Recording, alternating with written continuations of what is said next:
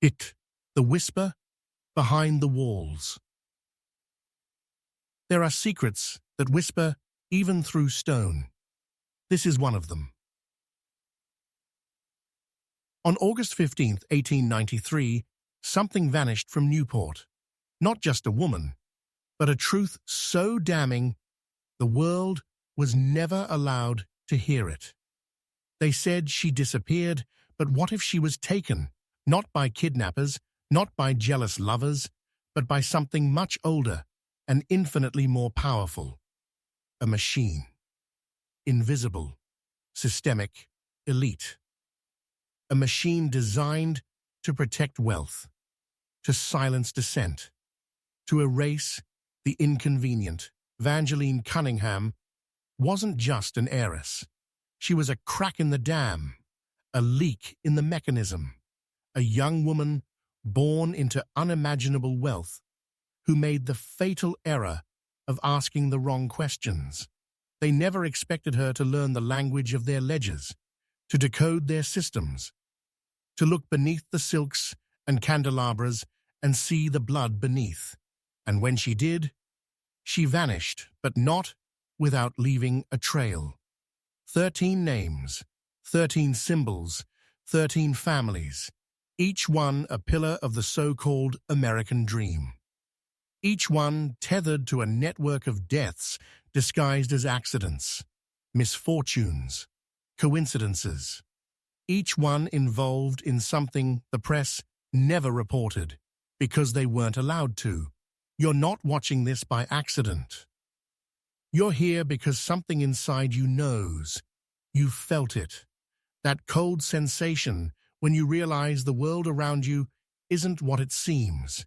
That laws don't always apply to the powerful. That history is a cage built to look like freedom. And if you've ever wondered why the truth is so hard to find, it's because it was buried, not forgotten, hidden, beneath mansions, beneath courtrooms, beneath the very foundations of the institutions we're told to trust.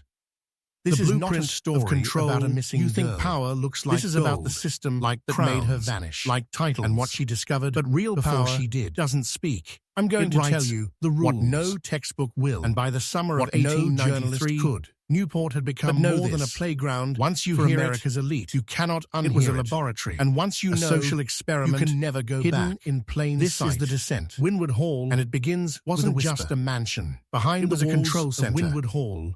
Beneath its polished marble floors and imported chandeliers lay a vault of ledgers, telegram lines and correspondence that mapped out something far more sinister than business deals. It was the blueprint of engineered society, a system of psychological levers designed to keep the masses obedient and the elite untouched. You've heard of the Gilded Age. They named it well. Because underneath the gold was rot. Here's what they never taught you. The Newport Compact, an unspoken alliance of 13 families, understood that controlling society wasn't about owning land or industry. It was about owning minds. While Evangeline's father built railroads, his associates built influence. They funded universities, not to educate, but to indoctrinate. They backed newspapers, not to inform, but to shape narrative. And they donated to churches, not to worship, but to keep morality chained to obedience. Evangeline discovered that the compact used a three-tiered method of control. Financial dependence. Make workers desperate. Make them compete. Starve them into silence. Information manipulation. Flood the public with stories of petty scandals while silencing those who spoke of real crimes. Moral engineering. Use shame, tradition, and nationalism to keep people loyal to their own oppressors. Does this sound familiar? You were born into a system not made for you, but against you. And the same blueprint drawn in Newport still governs the world today. Evangeline was one of the few who saw the strings. Her journals mention a letter being from a man named Whitlock, a former intelligence agent turned dissident, who warned her, "Once you see the puppet masters, they will see you." She didn't flinch. She went deeper. That summer, she confronted her father, not with emotion, but with evidence. She laid out names, transactions, deaths, and 3 weeks later, she vanished. Not a trace, no body, only a sealed investigation and a sealed vault deep beneath Windward Hall. But here's the part they couldn't erase. Before she disappeared, Evangeline sent out 4 letters, one to a judge, one to a foreign journalist, one to a union leader, and one was never found. Some say it never existed. Others say it was addressed to us, to you. We go deeper next. The room that should not exist. There's a reason Windward Hall was built like a fortress, a mansion with steel-reinforced doors, false walls, and a soundproof chamber beneath the east wing. That chamber wasn't on any blueprint. Not even the staff knew it existed. Only 3 people ever had access: Heiress Cunningham, his personal attorney, and Evangeline. It was called the Mercury Room, not because of the element, but because of what it symbolized: communication, secrets, and transformation. In Roman mythology, Mercury was the messenger of the gods and the god of thieves. The compact understood symbolism. Everything they did was drenched in it. Rituals cloaked in business. Sacrifice wrapped in profit. Evangeline discovered the Mercury Room by accident, or so it seemed. But nothing in Windward Hall was truly accidental. Inside it, she found 24 leather-bound dossiers, each bearing the sigil of a different Newport family.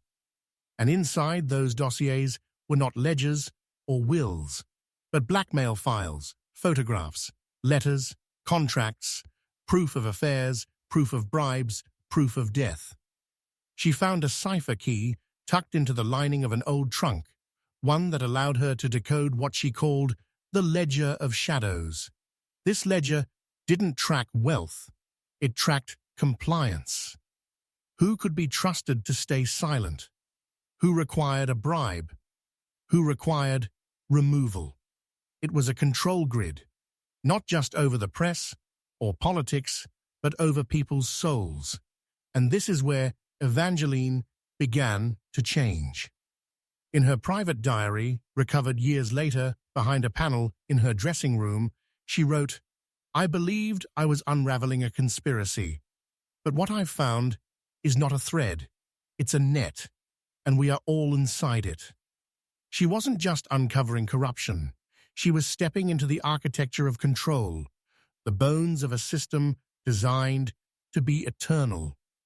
And the closer she got to understanding it, the more her world began to fracture. Servants were reassigned without notice. Her letters began to go missing. A man was seen watching the estate from the cliffs for 3 nights in a row, wearing a grey overcoat and carrying nothing but a silver pocket watch. The local constable refused to investigate. He said, "Miss Cunningham sees too much." Yes, she did. And now, so do you. Because the Mercury Room still exists. Sealed, forgotten, the faces behind the curtain, and its silence echoes louder than any scream, in bronze plaques and university lecture halls. Vanderbilt, Astor, Harriman, Morgan. But what if the legacies you were taught to revere were built on silence, sabotage, and ritualized control? Evangelene Cunningham knew these families, not just socially, but systemically. She wasn't just attending their galas, she was studying them. And in her final days, she recorded something most terrifying. They move like actors, wearing skins of virtue, But behind the mask, there is calculation, cold, ancient, and rehearsed. In her coded journal, she listed a group of 13 individuals, leaders of the compact, each referred to not by name, but by symbol: the stag, the anvil, the bell, the eye. She believed they weren't merely men of wealth, but custodians of an older pact, one not written on paper, but into bloodlines. These families didn't compete. They collaborated, orchestrating market crashes, political appointments, even wars, when it served the compact's goals. They had agents in every major paper. They had judges in their pockets.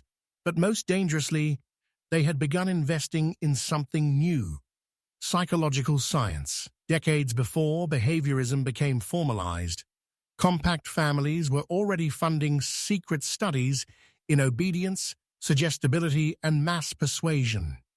One of the first researchers was brought over from Prussia. He died mysteriously after writing a letter to Evangelene that read, "Control the story, and you control the species." Evangelene's documents revealed meetings disguised as charity balls, where decisions were made over champagne and oysters, decisions that would ripple out as coincidences.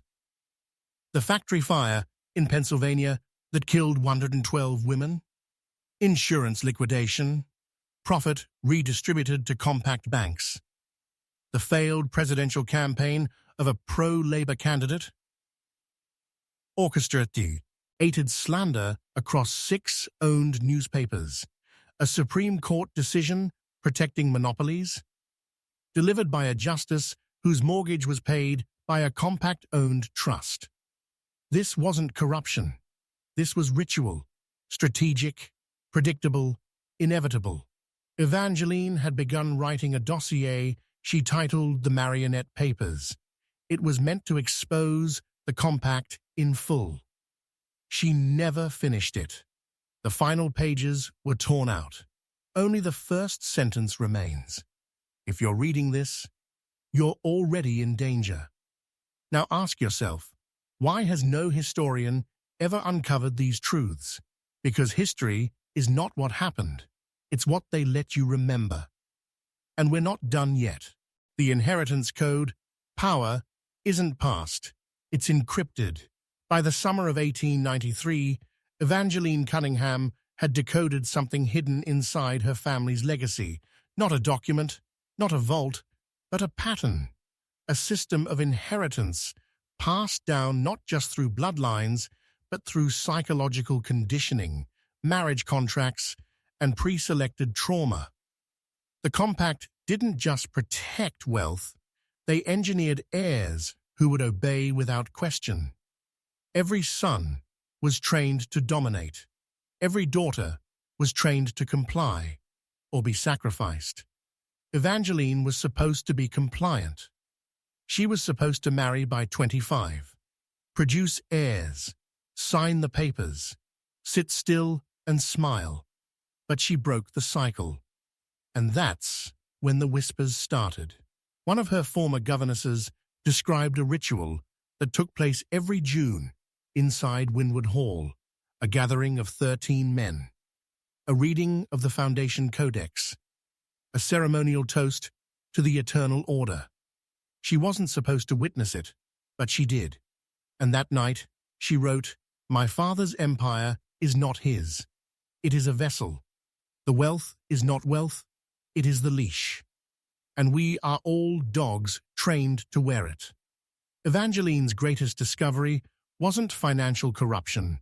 It was psychological slavery, a self-reinforcing system where the elite were programmed from birth to preserve the very machine that destroyed others. Here's how it worked. Shame as control. Children were taught that deviation was betrayal, that questioning was weakness. Fear of exile. Any act of rebellion meant social annihilation, disinheritance, disappearance, reward for obedience. Loyalty was compensated not with love, but with power. Private bank accounts, properties, servants. Evangeline wasn't just studying the compact, she was studying herself. In her diary's torn-out final chapter, reconstructed from recovered fragments, she admits that part of her was tempted, that the system seduces before it destroys, that the most dangerous prison is the one you learn to love. They almost had me, but something cracked, a voice, not external, but primal, like a buried memory, something older than this bloodline. It said, "Wake up." And now, I'll ask you to do the same. If you've made it this far, you're not a spectator. You're in the mirror now. Drop the phrase, "I see the leash." Comment it twice. Not for the algorithm, for yourself. To declare war on your conditioning. To mark the point where the old identity dies, because the descent is no longer historical. It's personal now. The psychology of obedience. They never needed chains. They built cages inside our minds. Evangeline's most damning revelation wasn't financial or even political. It was psychological.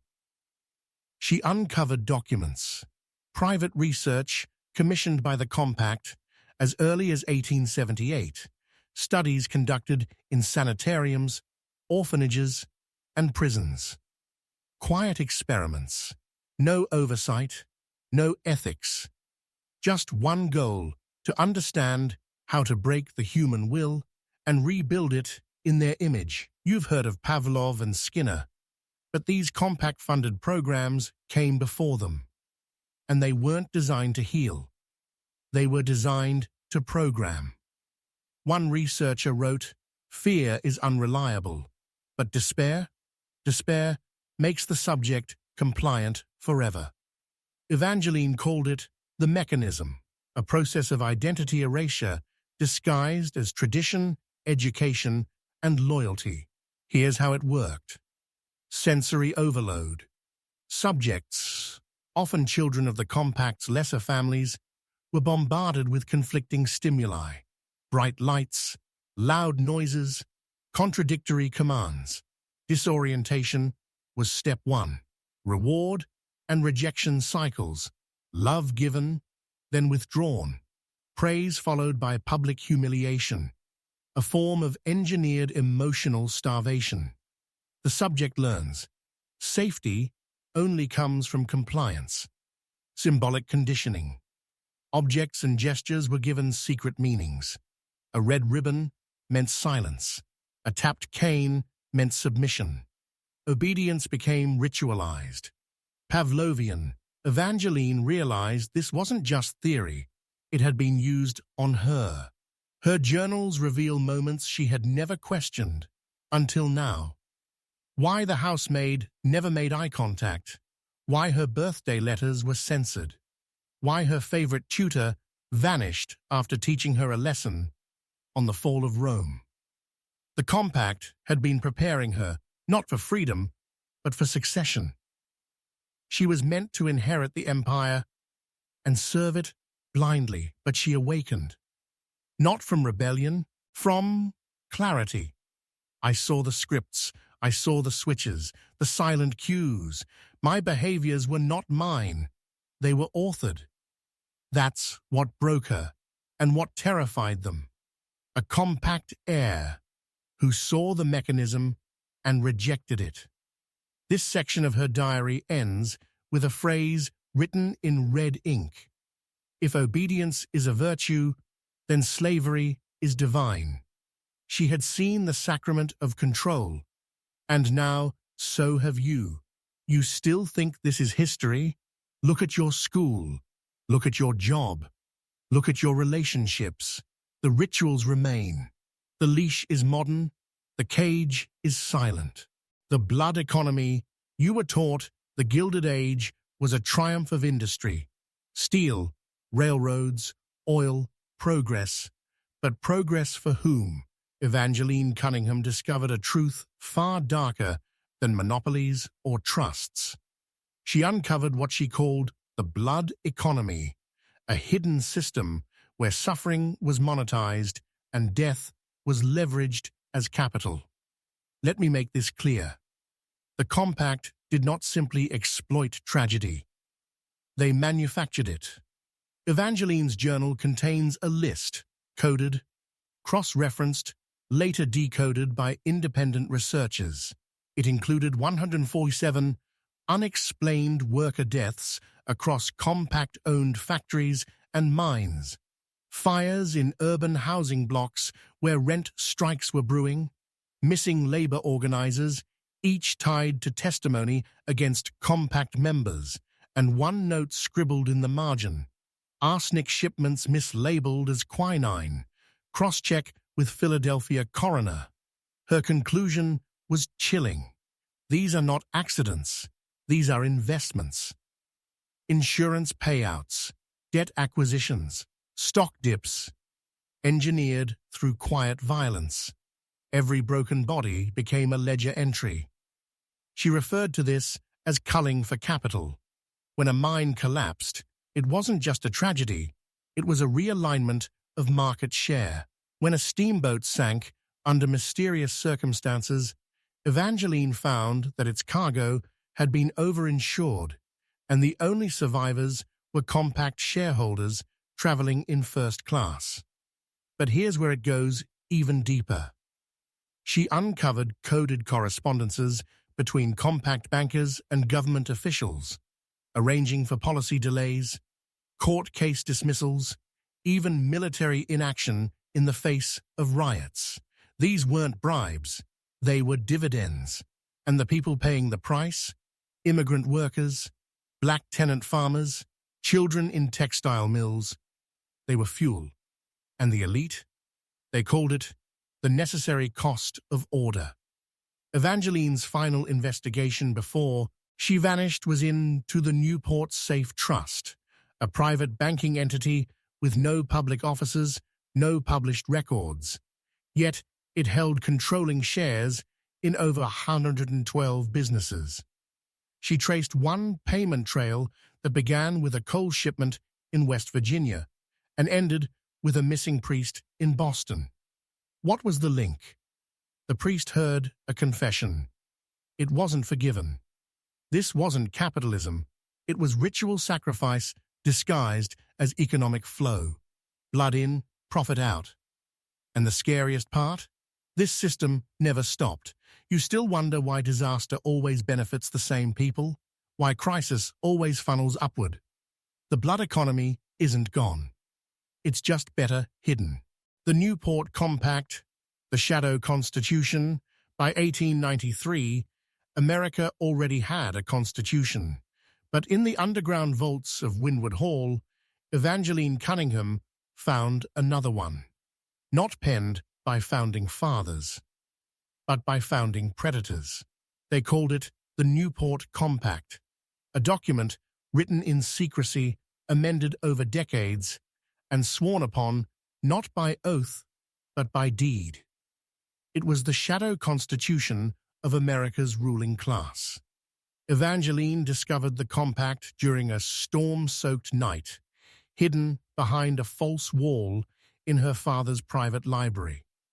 The document was bound in red leather, marked with no title, only a single symbol burned into the cover, a closed eye with a crown above it.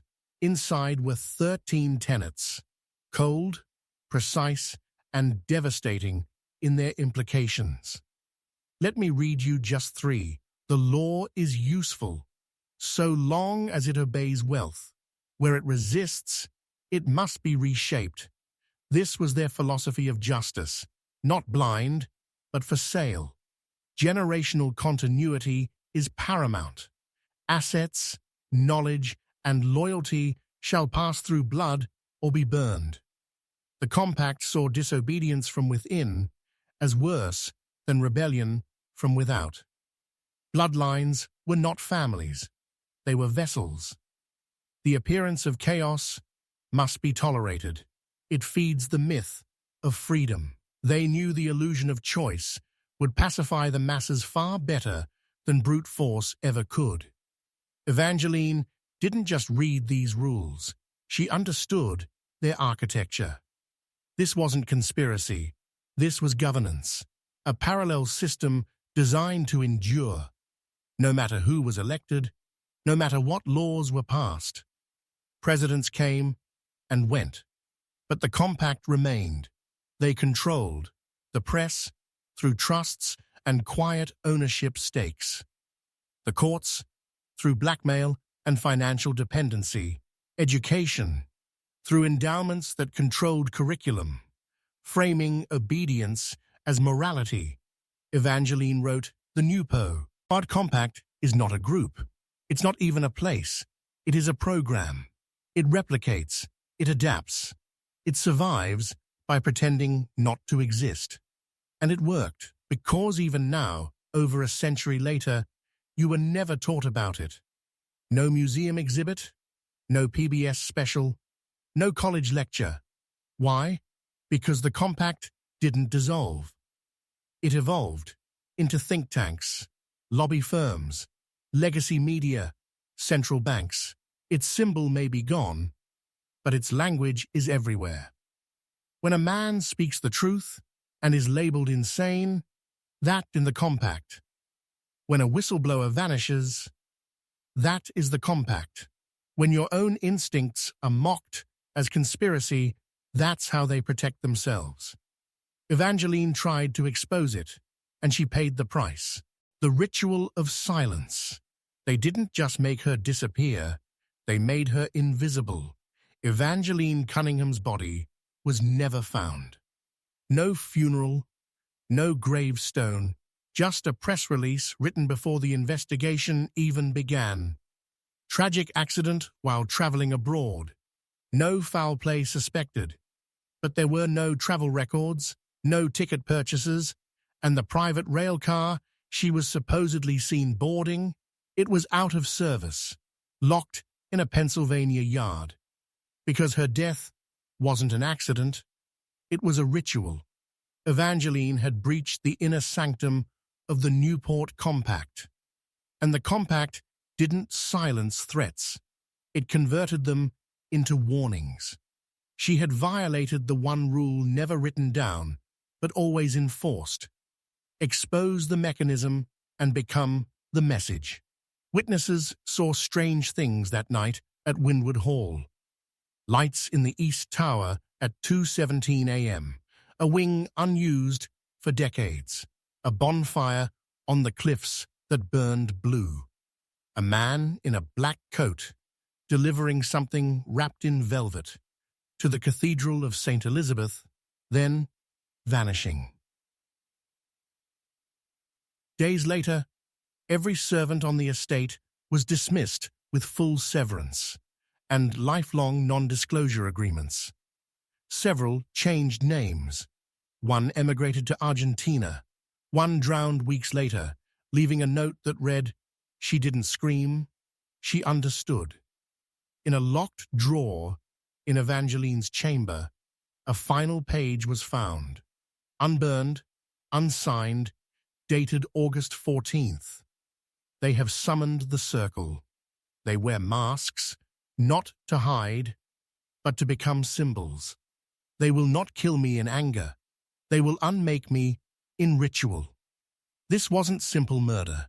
It was sacrifice with intention, a psychological operation, designed not to frighten, but to condition, to teach the others, do not ask, do not see, do not speak. The compact called it the ritual of silence.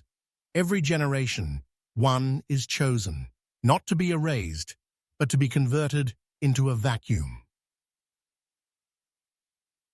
Historical hole so carefully cleaned that it swallows memory itself. You've seen these holes before. Names once mentioned, then never again. Events you know happened, but find no records of.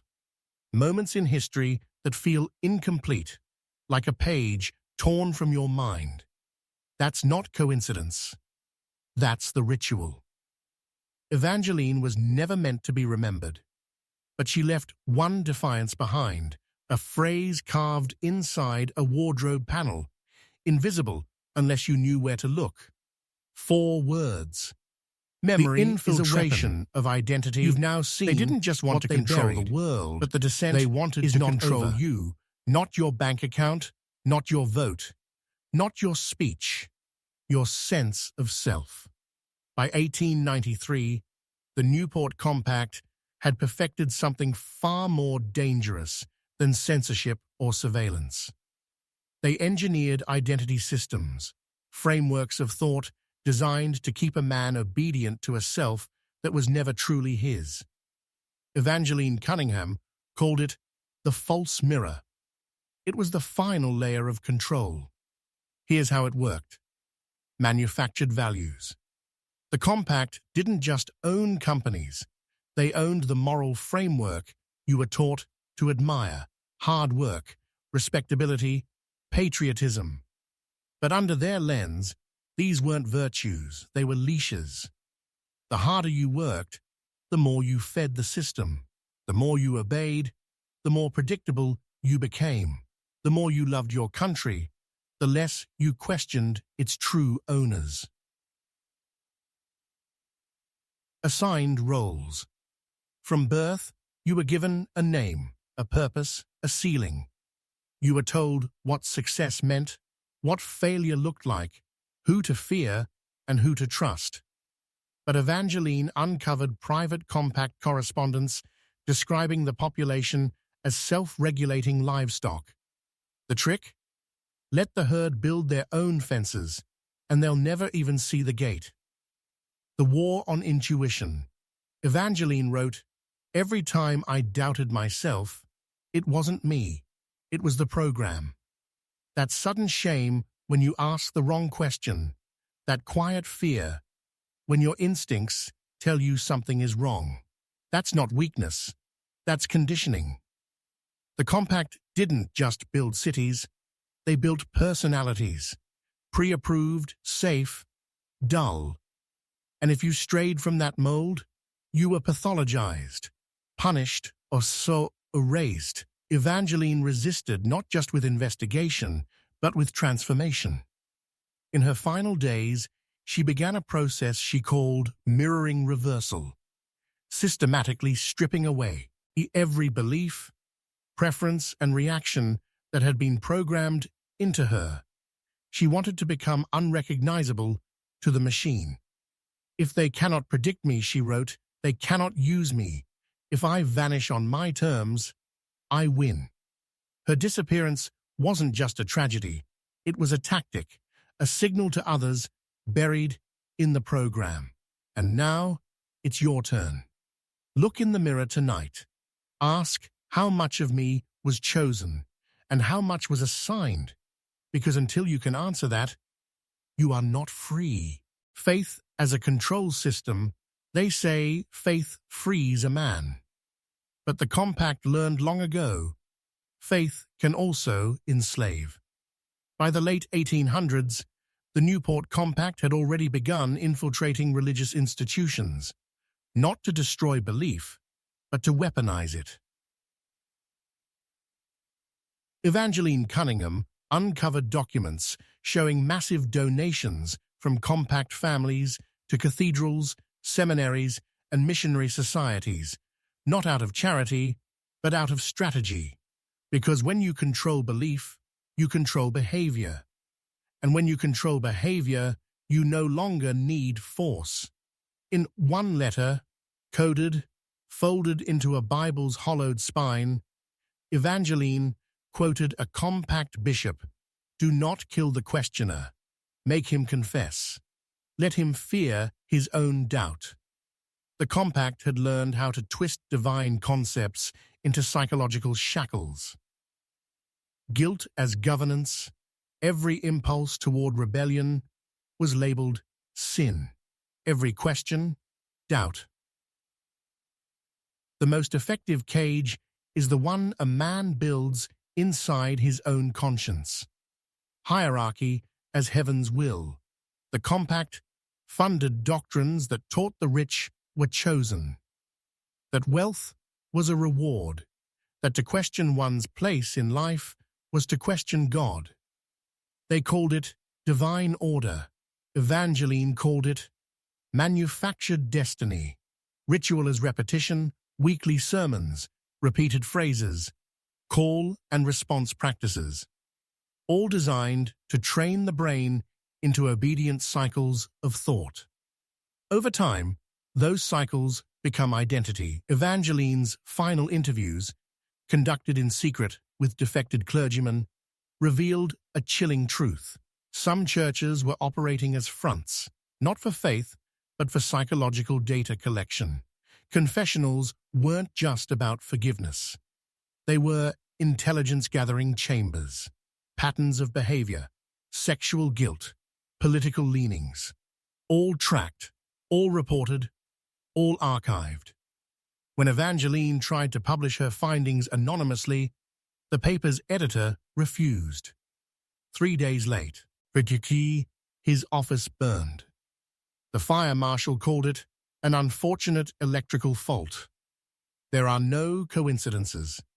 Even her most trusted contact, a Jesuit scholar in Boston, went silent after sending this final coded message. The altar is a stage. The God is silent. The audience sleeps. And that's what the compact wanted.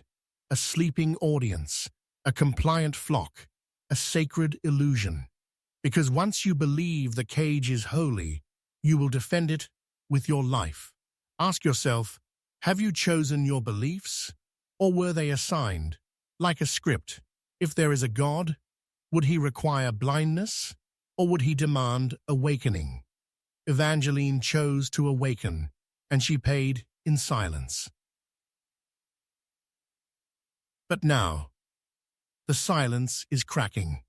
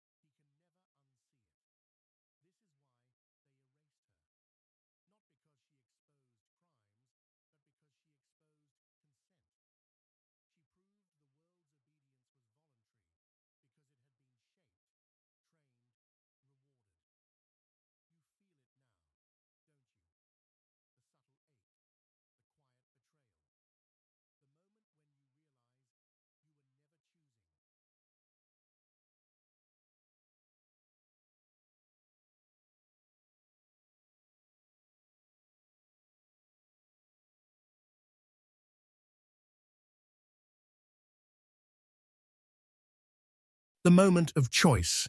This is the edge. The place where truth no longer whispers, it roars. You've seen what Evangeline saw. You've followed her descent through silk-draped hallways and blood-stained ledges.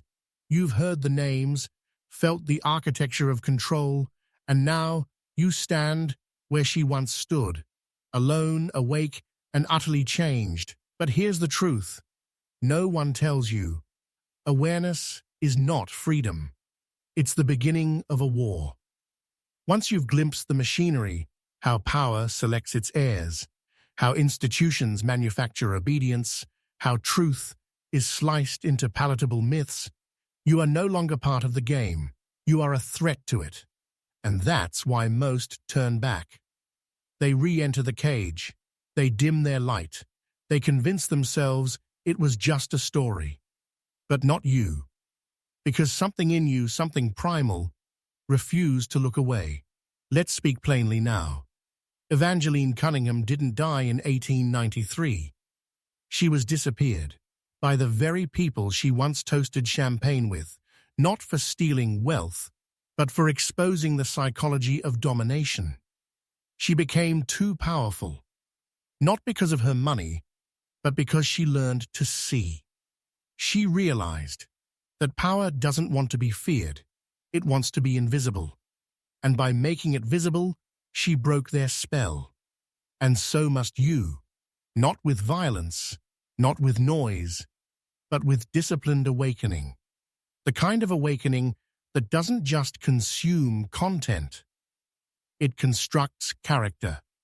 You are not who you were when this story began. And if that's true, then mark this moment. Comment the phrase, "I see the cage." Then again, "I break the cage" twice. Not for the algorithm, for the initiation. Let them know a new archetype is forming, not a passive observer, but a man forged in the flames of hidden truth. You've inherited the unfinished war Evangeline left behind. They silenced her voice, but they didn't count on yours. And you know the rules. You've walked through the history they buried. You've stood in the rooms they locked. And now, you choose. Not who you vote for, not what brand you wear, but whether you will continue to be shaped or begin to shape. This is the moment the mask falls. The velvet cage is open. And on the other side, sovereignty. Welcome to the dangerous path. You've already taken the first step. Now walk it like a man they can't erase. End